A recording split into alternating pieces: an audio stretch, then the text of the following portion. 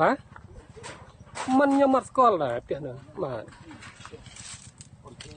เราไปเห็นนี่ได้นะ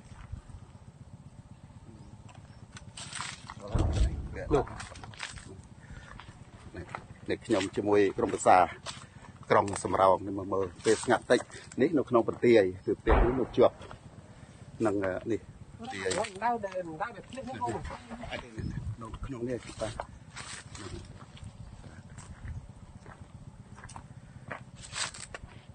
ហើយពីស្ងប់ស្ងាត់បន្តិចហើយខ្ញុំបានចូលមកថតផ្ទះបងប្អូនប្រជាពលរដ្ឋយើងនៅក្នុងបន្ទាយគោ6ដោយផ្ទះអ៊ុនធីផ្ទះនេះអញ្ចឹងបានឆេះទាំងស្រុងដោយសារគ្រាប់នៅចោលសៀមវាបានបាញ់ចំណាវាគ្រាប់អញ្ចឹងធ្វើឲ្យនេះបាទហើយមកដល់ពេលនេះគឺសភាពនៅតែបាញ់ផ្លោងនៅឡើយទេតែខ្ញុំឆ្លៀតឱកាសបន្តិចតួចនេះដើម្បីមកមើលដើម្បីថតយកសកម្មភាពជូនថ្នាក់ដឹកនាំឲ្យបានជ្រាបបាទសូមអរគុណសូមអរគុណណា